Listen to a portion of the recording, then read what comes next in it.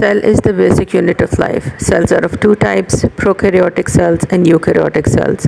Prokaryotic cell means the cell having no proper nucleus or having no proper boundary around the nuclear material like chromosomes.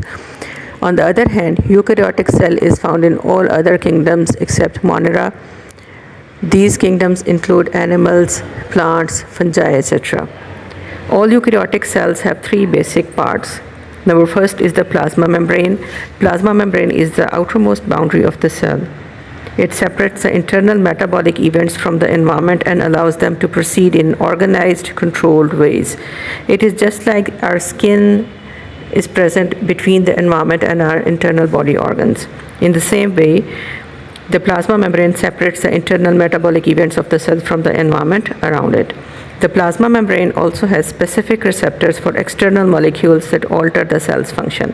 It means that plasma membrane has specific sites for attachment of different protein molecules, or it acts as receptors for receiving different kinds of substances.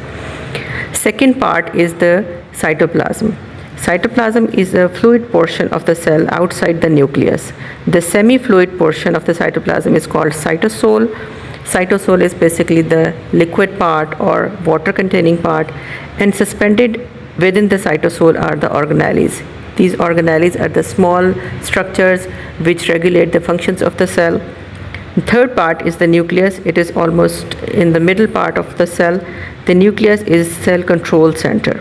Cell control center means that all the genetic material or the chromosomal material which guides the formation of different kinds of proteins or the metabolic events is found in this center. It contains the chromosomes and is separated from the cytoplasm by its own nuclear envelope.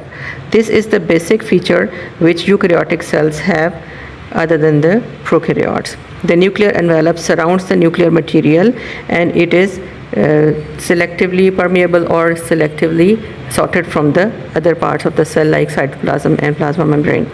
The nucleoplasm is the semi-fluid material in the nucleus. Like that of cytoplasm or cytosol, nucleus also contains a liquid material that is called nucleoplasm. Because cells vary so much in form and function, no typical cell exists. I have shown you that the typical kind of shape of cell, but there is no typical shape that exists naturally. However, to help you learn as much as possible about cells, this figure shows the idealized version of the eukaryotic cell and most of its important components.